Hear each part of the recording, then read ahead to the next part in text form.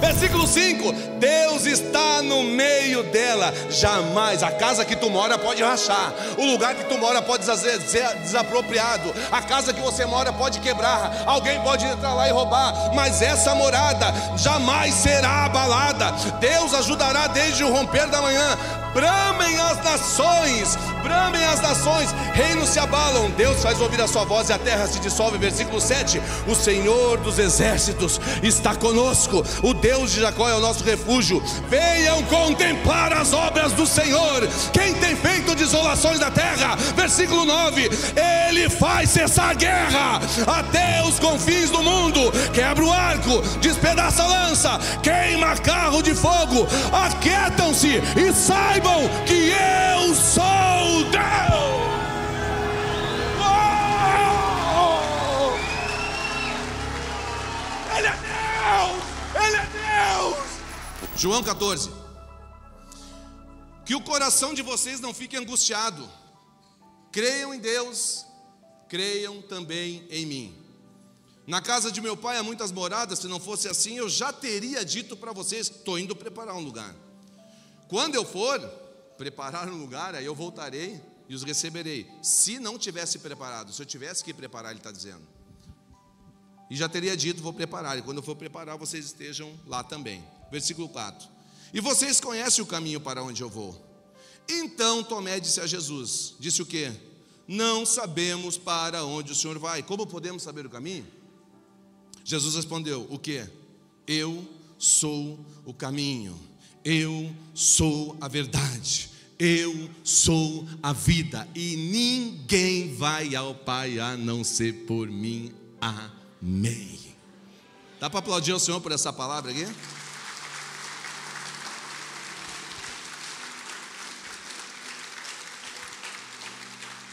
O texto de João, capítulo 14, é um dos textos mais citados na catequese católica, apostólica, romana. Esse texto é um texto assim áureo. Penso que qualquer pessoa que tem um viés cristão já ouviu uma pregação, já teve escrito num parabarro, num quadro. A missão de João, o autor desse livro, é exatamente apresentar um Deus encarnado. Um Deus encarnado. Por isso que o livro recebe o nome, começa no capítulo 1, dizendo que é uma declaração da união hipostática de Cristo. O que é isso, pastor? 100% homem, 100% Deus. Ele não veio parecido, não, ele não veio parecido. Ele assumiu a forma do que chamamos no grego de gnose. Esvaziou-se totalmente para tomar a forma de homem. Por isso que no capítulo 1 ele começa dizendo assim: no princípio era o verbo era Deus, o verbo se fez carne e habitou entre nós. João apresenta ele como o bom pastor. João apresenta dele como eu sou o bom pastor. A finalidade de João é apontar que ele se fez carne, mas que ele é encarnado. Não que na realidade ele não simplesmente toma figurativo esse caminho. Leonardo Boff é um teólogo que eu não tenho muito apreço por ele, não leio muito dele, mas ele diz algo acerca que não dá para desconsiderar. Ele diz que apresentando um Deus que se fez menino. E é isso mesmo. O homem natural é um menino que quer ser o quê? Quer ser um homem. E o homem, depois que se formou, ele quer ser rei. E depois que ele é rei, ele quer ser Deus. É isso que a gente vê nos homens.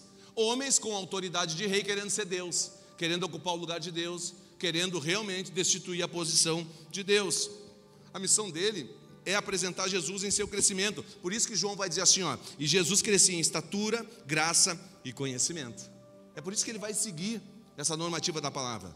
No capítulo 14, é um pacote de fala sobre isso. Apontamentos de Jesus aos seus discípulos. No 12, se você voltar um pouquinho, você vai falar da entrada triunfal, Jesus entrando em Jerusalém. Uma multidão está na festa. Que festa é? Pessar, Páscoa. Eles estão indo para esse momento. Vão gritando um grupo na frente, hosanas, hosanas, e ele está entrando no jumentinho. Aí tem que se cumprir a palavra do profeta Zacarias, que é um profeta veterotestamentário, dizendo que o filho do homem, o Messias, entraria em Jerusalém montado em um jumentinho. Após a sua entrada triunfal, há um grupo de gregos ali. Os gregos estão ali para a celebração da festa também. E se você for no capítulo 12, versículo 20, a Bíblia vai dizer, ora, entre os que foram para adorar durante a festa, havia alguns gregos. Esses gregos estão na festa. eles têm um motivo muito próprio. Algo desperta no coração deles, e vai falar do versículo 21. Esses se dirigem a Filipe, que era de Betsaida, de Galileia, e lhe pediram: Senhor, queremos ver Jesus. O grupo de gregos acha agora uma conexão para chegar até Jesus, uma porta de acesso. E quem é a melhor porta de acesso dentro dos 12, senão Filipe? Filipe é a porta de acesso nesse momento para os gregos entenderem que pode chegar a Jesus. Filipe é um nome helenista. Filipe, dentro desse contexto, ele é o que pode realmente acessar a Jesus Cristo, esses homens, porque é o único helenista. Ele é totalmente descendente de grego. Filipe é o pai de Alexandre o Grande, totalmente descendente de grego, e eles veem essa possibilidade através dele. Ou seja, Filipe, mas tudo que ele tem, menos é sobre ser helenista. Quando chegam perto dele para acessar Jesus, ele diz assim: eu não posso levar vocês até Jesus, mas tem alguém que pode levar. É André. André é especialista em levar as pessoas até Jesus. Filipe passa para alguém que conecta as pessoas até Jesus. Quem é Filipe? E ele diz depois quem é André. André é o mesmo discípulo que conecta e que traz, está lá no capítulo 6 falando das multiplicação dos pães. E aí Jesus vai dizer: deles vós de comer, procure alguém na multidão que faça isso. Filipe que diz: nem 100 denários poderia fazer isso. Mas no meio da multidão, André está trazendo alguém que pode conectar. Tem um rapaz que está aí no meio, que tem 5 pães e 2 peixinhos. André sempre levava as pessoas até Jesus. Agora os gregos acessam Jesus. No versículo 22 vai dizer assim: Filipe foi dizê-lo, e André e Filipe os comunicaram a Jesus. Após essa conexão total, após esse momento de conexão com Jesus, os discípulos vão comemorar a Páscoa. Jesus vai entrar no cenáculo com 12 e começa uma ceia, capítulo 13, versículo 1. Antes da festa da Páscoa, sabendo Jesus que era chegada a sua hora de passar deste mundo para o Pai, tendo amado os seus que estavam no mundo, amou-os até o fim. Durante a ceia, gente, eles estão na ceia. O capítulo 14 que nós lemos, já está na mesa com os 12. Ele está falando com os 12. É o último momento de Jesus. Você sabe a história, entra, segue o homem do canto, vai lá, prepara a última ceia. Ele está a ponto de dali partir para o Getsêmani, que está lá no capítulo 18 de João. Essa passagem nos dá um caminho para essa conexão. Dali ele vai ser preso, ele vai ser julgado, ele vai ser crucificado. Depois ele vai ressuscitar no domingo. Mas é os últimos momentos de Jesus. Ele está num ambiente privativo, angustiante. E por dentro desse ambiente, Jesus diz que é necessário que o Filho do Homem morra. Para quê? Para se cumprir a palavra. É necessário que o Filho do Homem morra. Tem um burburinho na mesa. Capítulo 14. Jesus, que nós lemos. Jesus está falando com os discípulos. Tem um burburinho. Entre os 12 tem uma confusão.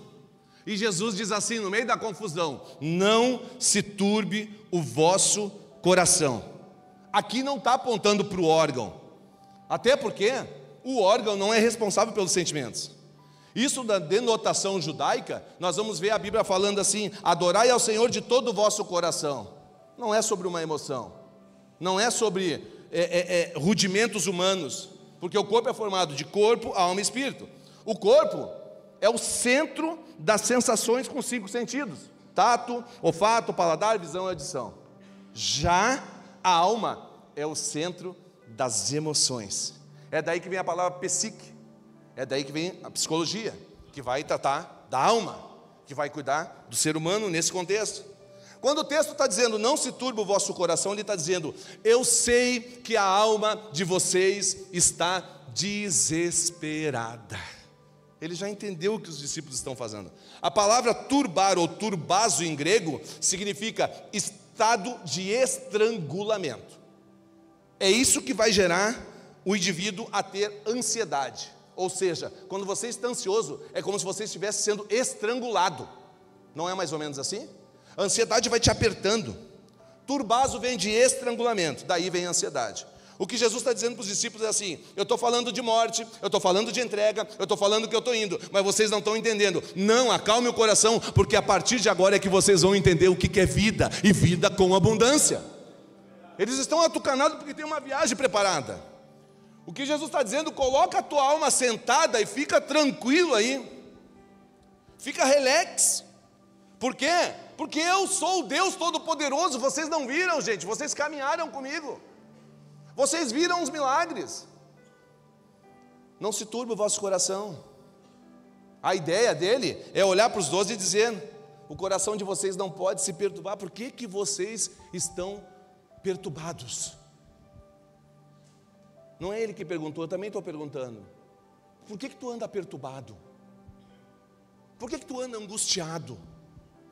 Por que que tu anda quase que estrangulado? João vai dizer: não se turbe. E ele vai dizer assim: credes em Deus, credes em mim, na casa de meu pai há muitas. Ele está dizendo para um grupo de discípulos: se tem alguém que pode entrar em descontrole, fique tranquilo, porque no momento das emoções, no momento que você for tocado para tomar uma decisão errada, confiem, porque eu sou o Deus que tranquilizo qualquer situação. Qualquer situação. Não se turbe, credes. Credes. Ele não está pedindo para ter fé, ele está pedindo para crer. Fé é verbo passivo, crer, é verbo ativo. Ele está pedindo para crer. Jesus não está convidando para pensar naquilo que pode ser que vai acontecer. Não, não, crer é a capacidade de pisar no amanhã antes do tempo. Pastor, por que o senhor está dizendo? Porque lá em João capítulo 11, Jesus chega 4 dias depois do amigo ter sido sepultado. O suco gástrico já serviu para diluir, para estar comendo todo Lázaro ali. As veias, as artérias já estão rompidas. Ele já está em estado de não é decomposição, quero uma palavra mais bonita.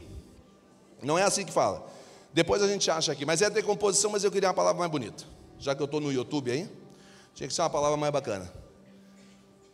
Ele já está em estado de putrefação. Putrefação. Esse é o estado que ele está. Jesus olha para Marta e diz assim: Marta, se creres, não é se tu tiver fé, se creres, verás a glória de Deus. Aí ele vai lá para João, de novo, 14:1, diz: olha o que Jesus está dizendo: não se turbe o vosso coração, crê, não tenha fé. Na casa do meu pai há muitas moradas. Há uma mensagem de Deus nessa noite para a minha vida, para a tua vida, para a nossa igreja. Há uma mensagem de Deus que vai queimar o nosso coração. Está lá em Salmo 43. Por que te abates, ó minha alma? Espere em Deus, espere em Deus, espere em Deus, espere em Deus, porque daqui a pouquinho nós o louvaremos.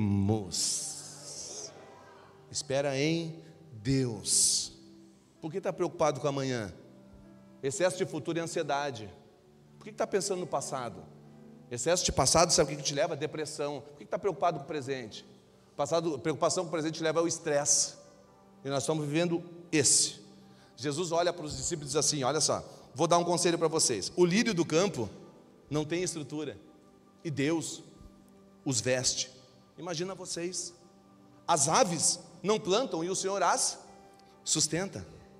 Carral, tem uma mensagem de Deus para nós essa noite: não se turbem os seus corações, creiam em Deus, que Deus já está recolhendo a tua súplica, a tua oração, o teu pedido. E 2025, profeticamente eu digo, não vai acabar sem isso se resolver e o nome dele ser glorificado sobre a tua vida. Mas você tem que crer, não fique angustiado, creiam. Ele faz uma afirmação, e eu já termino aqui. Tinha muita coisa para falar hoje, mas não se turbe o vosso coração, credes em Deus. Versículo 2: na casa do Abba, na casa do Pai, tem muitas moradas. Ele não está dizendo na casa de Deus, ele está falando na casa do Pai. É o último minuto deles com os discípulos, pastor Luiz. É o último momento. Minutos antes dele morrer, ele está dizendo: olha gente, eu fiquei 3 anos implantando a teologia dentro da vida de vocês. Eu não vim aqui apresentar Deus para vocês. Não. Deus vocês podem conhecer de Gênesis a Apocalipse. A minha missão é apresentar uma outra face. Tá, mas qual é a face? Quando vocês orarem assim: Pai nosso que estás no céu. Não é Deus nosso, é Pai. Senso de paternidade, de cuidado, de zelo, de missão, de amor de tal modo. Ele olha para os discípulos e diz: 3 anos eu inculquei, 3 anos eu discipulei, eu consolidei, eu implantei a ortodoxia dentro do coração de vocês. E agora eu posso dizer: não importa o que aconteça, só tem um Deus, e Ele os recebeu como filho, e vocês precisam entender que Ele é o Abba Pai, o papai, o paizinho. Nós não podemos sem entender isso. E aí ele diz: na casa do Pai há muitas moradas. Não é um kitnet, não é um quiosquezinho. Pastor, quantas? Ilimitadas. Para quantas pessoas? Para quantas vierem. Se eu aceitar Jesus hoje, tem morada para ti já lá no céu. Pastor, se eu pregar para o meu tio, para o meu pai, essa semana ele aceitar, tem morada feita para ele já. Tem morada para você que chegou hoje aqui, que estava longe dos caminhos do Senhor, achando que não era. Não, você é a última bolacha do pacote do Senhor, e tem morada preparada para você. 14:2, na casa de meu pai há muitas moradas. Quando ele fez essas moradas? Quando foram construídas? Será que ele subiu para fazer um puxadinho? Um cômodo? Uma cama a mais? Por que ele diz: não se turbe o vosso coração, credes a muitas moradas?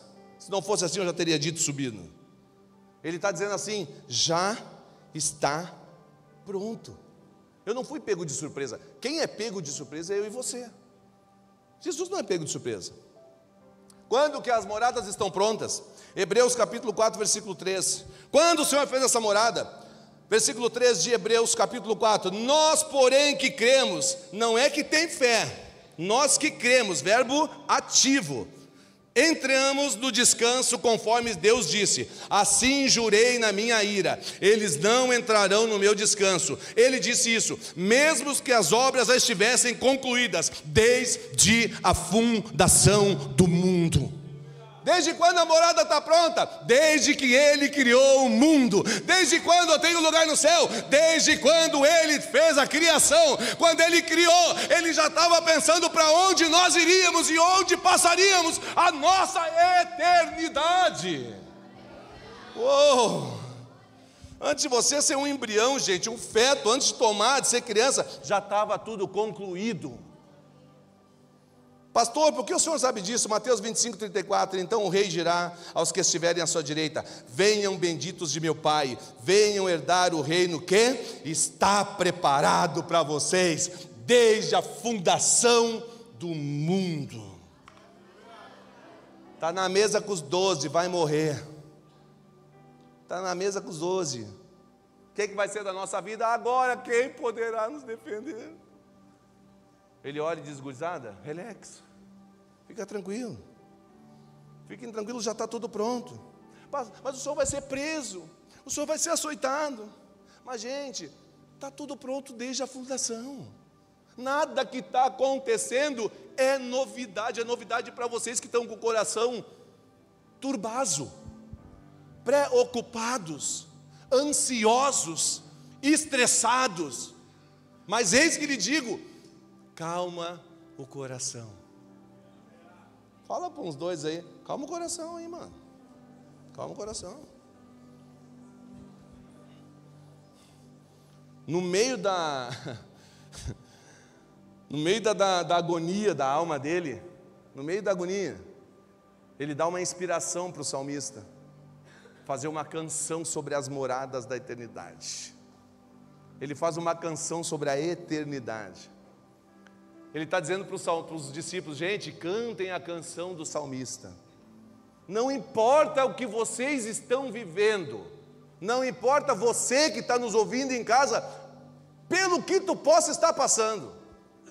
Ele manda abrir o capítulo 46 de Salmo e começa: eu não sei que harmonia, eu não sei qual era o ritmo, mas ele diz: Deus é o nosso refúgio e fortaleza, socorro bem presente nas tribulações. Portanto, não temeremos, ainda que a terra se transtorne, os montes se abalem nos seios dos mares, ainda que as águas tumultuem e espumejem, e a sua fúria os montes estremeçam. Há um rio cujas correntes alegram a cidade de Deus.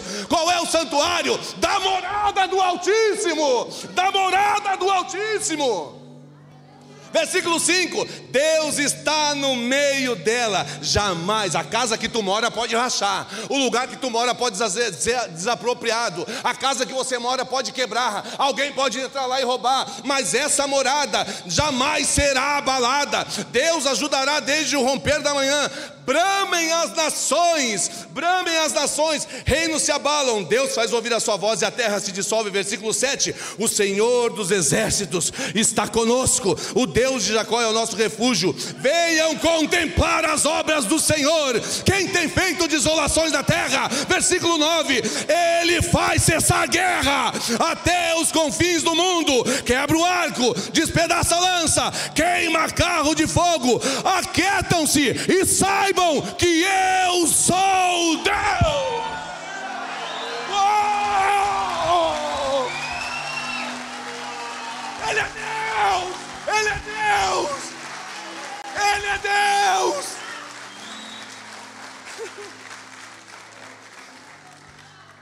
Ele é Deus. Jesus está dizendo nesse domingo: eu sou Deus desde a fundação do mundo. Eu, Júnior, sou pego de surpresa. Eu, Júnior, vacilo, eu murmuro, eu reclamo, eu divido. Mas Ele começa de trás para frente.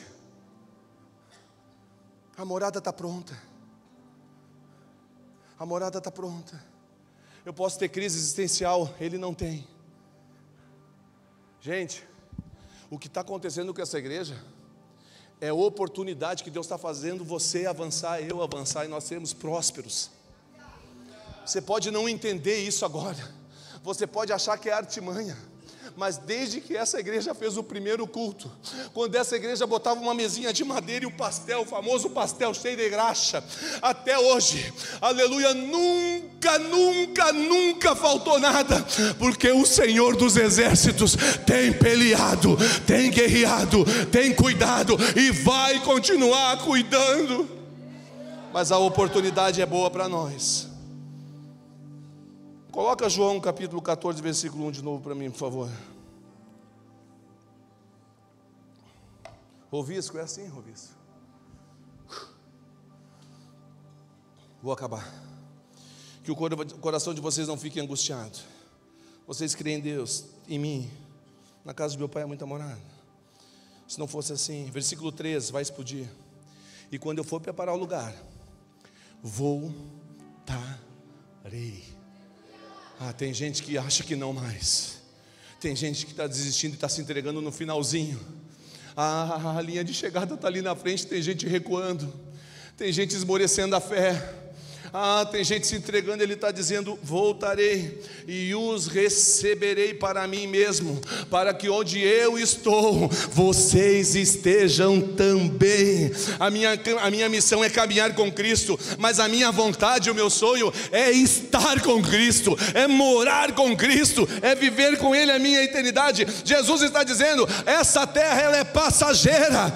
A mensagem humanista que estão vendendo para nós aqui, de pós-modernidade, não cola para o céu. Você é dono da terra, você consegue a terra, você está empoderado, você vai conseguir. O evangelho não é conseguir, o evangelho é renunciar, o evangelho não é ter, o evangelho é entregar, o evangelho não é pagar de nariz empinado, não, é baixar, é lavar pé, é molhar. Isso é o evangelho, gente. Isso é o evangelho. A mensagem cristocêntrica é: eu vou arrebatar vocês. É sobre arrebatamento. É sobre um dia passar e ter dois e só um está ali, a roupa está do lado. Um ficou e um foi. Desculpa, gente, perdão aos 6 milhões que estão nos acompanhando agora. Se essa mensagem não é a mensagem de empoderamento, se essa mensagem não é a mensagem que te empodera para essa semana, se essa mensagem não é a mensagem que vai, que gatilho, que lindo, que frase. Às vezes sai umas com a nossa incompetência, incapacidade, a misericórdia do Senhor. Me desculpa, parece ser desatualizada, Mas o Evangelho não precisa de atualização. O Evangelho não precisa de novidade. O Evangelho não precisa de coisa nova. O Evangelho ainda é o Senhor, o meu pastor, e nada me faltará mesmo. O Evangelho é sobre a simplicidade do reino, sobre um Jesus que foi simples. O Evangelho não precisa de novidade. Não misture a linguagem, a comunicação com o Evangelho, porque o céu é eterno, a glória é eterna. E amém. Coloque o banner da pregação para mim aqui, por favor. Um lugar diferente da terra. Hoje de manhã eu falei, eu não sei para onde vocês vão nesse final de ano. É bom viajar para um lugar diferente, né? Eu não sei quantos aqui, não vou falar. Estou sendo perseguido por isso. Tem prefeito de praia me ligando a semana toda. Diminuiu o turismo, deu baixa nas reservas de pousada. Então, não vou falar mais em Cidreira, que não é bom. Gente, isso aqui que você está fazendo aqui, pergunta só para um do lado. Está indo para onde? Pergunta. Está indo para onde? Você que perguntou, diz assim, ó, responde, para um lugar diferente. Vai, tu já era para ter pulado da cadeira. Vocês não parecem que são pentecostais, parecem morto. Pergunta, para onde tu está indo? Para um lugar diferente. Eu perguntei para vocês para onde vocês estão indo. Parece que vocês estavam respondendo que estavam indo para aquela praia. Não, eu estou indo para um lugar diferente. Eu estou indo para um lugar diferente. Eu estou indo para um lugar diferente da terra. Deixa eu te contar uma coisa, nesse mundo os homens brigam por poder, os homens brigam por aquilo que você compra por grama. Nesse mundo você briga pelo um anel de ouro, por uma corrente de ouro. Mas deixa eu te contar um segredo, o que tem valor na terra não tem valor no céu. Aleluia, porque o que pavimenta no chão, o piso, o concreto que você pisa, eu quero te dizer que aqui o homem briga, larga a esposa, larga a família por causa de ouro. Mas no céu o ouro é para pisar, os muros são de jape e as ruas são de ouro. O que tem força no céu, o que tem poder na terra e valor no céu não vale nada.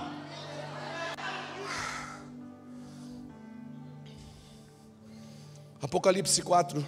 Não vem me falar de escatologia aqui, tá? Não quero falar disso. Não quero falar de escatologia, não me pega. Mas Apocalipse diz assim: depois dessas coisas, eu olhei, e eis que havia uma porta aberta no céu.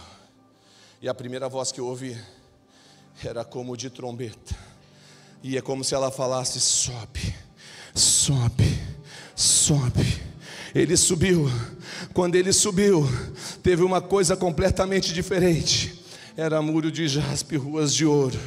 Era coisa que, aleluia, nós não podemos ver com os nossos olhos naturais. O melhor de tudo, há uma luz lá. Quem é que fornece a luz? É a RGE, a CE.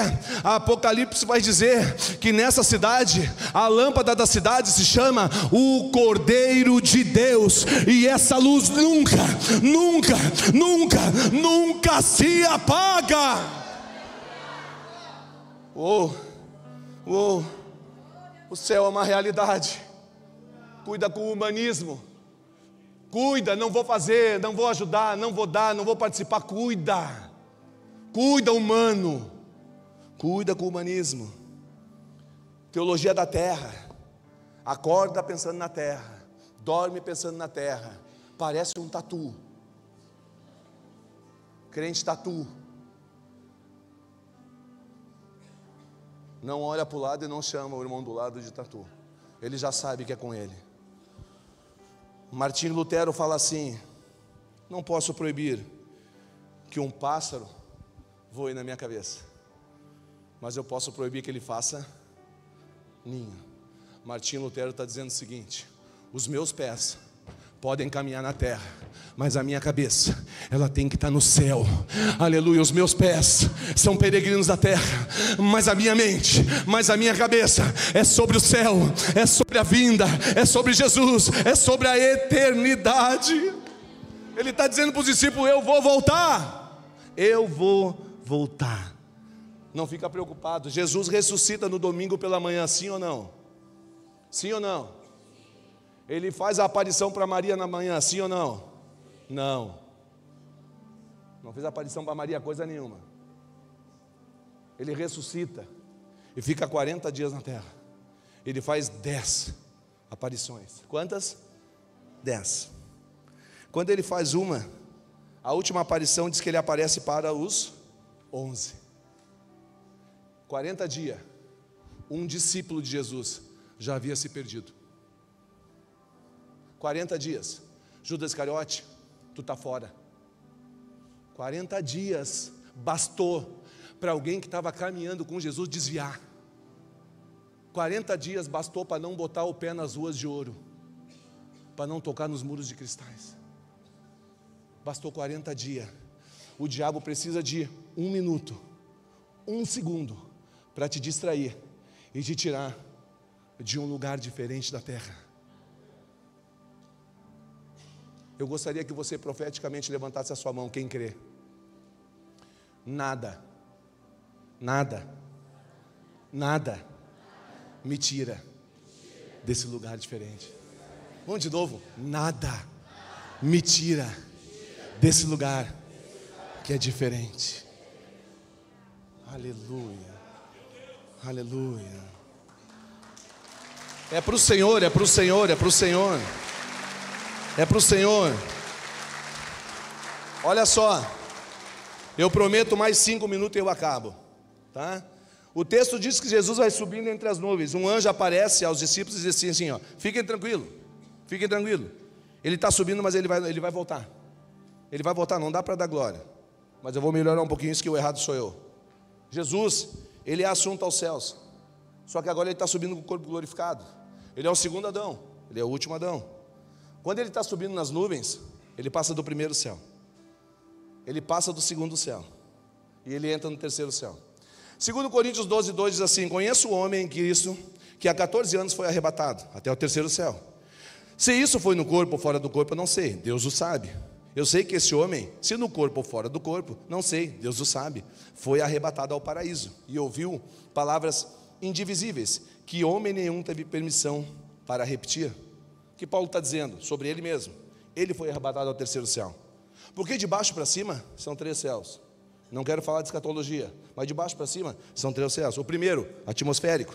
O segundo, planetas e estrelas. O terceiro, Paulo está dizendo, é onde tem a glória do Senhor. Jesus é assunto aos céus. Passa a atmosfera, passa as galáxias. E agora ele está entrando nas portas celestiais. Só que na categoria angelical, tem querubim na porta do céu.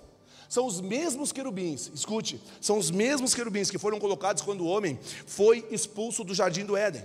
Aqui você não entra. Como eram os querubins? Ezequiel capítulo 1, versículo 5 vai dizer assim, a planta dos pés era como bezerra, a parte de cima como latão reluzente, e os 2 pés eram direitos. Cada querubim havia uma cabeça com 4 faces, face de boi, face de homem, face de leão, face de águia. Isso apontava para um único Jesus, uma única cabeça. Quando o evangelista apresenta Jesus como homem, como boi, como leão, como águia, Jesus está subindo, e ele chega nos querubins, e chega na porta. Quando chega, há um brado, e o brado diz assim, levante, ó porta, as vossas cabeças, ou melhor, Salmo 24, levantai as vossas cabeças, ó portas. E nesse momento, os querubins dizem, Salmo 24, versículo 8, quem é o Rei da Glória? Quem é o Rei da Glória? Aí há um grito lá de fora dizendo, eu sou o Rei da Glória. O Rei da Glória está chegando, o Rei da Glória está subindo, o Rei da Glória está na casa. Oh Deus, cumpre-se o texto de Hebreus. Cumpre-se o texto de Hebreus. Foi inaugurado um novo caminho pelo sangue. Por muito tempo, pastor Rômulo, eu dizia que o véu se rasgou de cima a baixo. Não tenho tanta certeza, porque esse caminho, Hebreus vai dizer que é um caminho de sangue. O sangue foi vertido embaixo.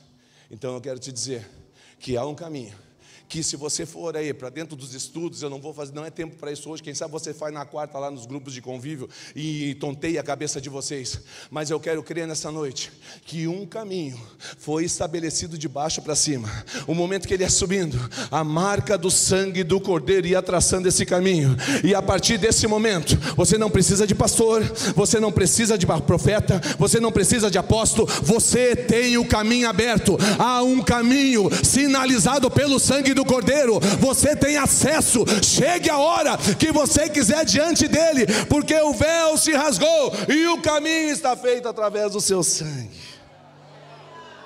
Aleluia, coisa linda. Não se turbe, tem morada, tem lugar, e é diferente. Não se turbe. A mensagem central de Cristo, eu estou falando a mensagem da igreja de Cristo, eu não estou falando da igreja do homem, eu não estou falando da igreja da direita ou da esquerda, eu não estou anulando o teu direito, antes que me peguem aí, o direito de cidadania, de voto, mas eu faço parte de um governo, aonde o governador, ele está sentado no trono, ele rege as nações, ele digita, ele determina, as leis, ele determina o que acontece e não acontece, ele determina que o monte se mexa ou não se mexa, ele determina se levanta ou não se levanta, se enxerga ou não enxerga, tudo vem do Senhor, porque o centro ainda continua sendo Ele. Não se turbe o vosso coração. Vou acabar, verso 4. E vocês conhecem o caminho para onde eu vou. Aí Tomé disse assim: não sabemos. Como podemos saber o caminho? Jesus respondeu: eu sou o caminho, eu sou a verdade. Eu, não é uma topografia geográfica, não é uma geografia. O caminho é uma pessoa, e ela se chama Jesus. Jesus. Te coloca de pé.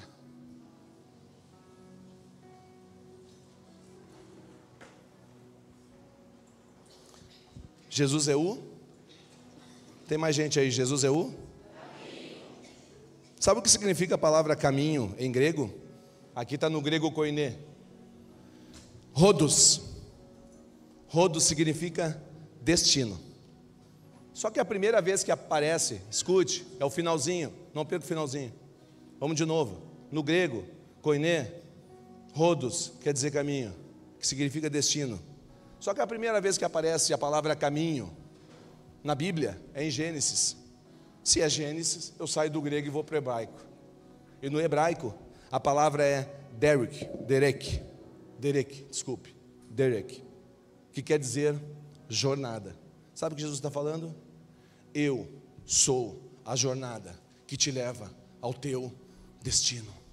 Eu sou a jornada que te leva ao teu destino. Se você está curtindo uma vibe de uma outra jornada, eu quero te convidar a estar dentro da jornada que é Jesus, porque Ele é o caminho, e Ele é o derek, Ele é o que vai te levar ao teu destino. E qual é o meu destino, pastor? O teu destino é um lugar diferente da terra, aleluia, onde não haverá pranto, onde não haverá ranger de gente, onde não haverá conta para pagar, onde não haverá doença, onde não haverá morte. Esse lugar, ele é completamente diferente.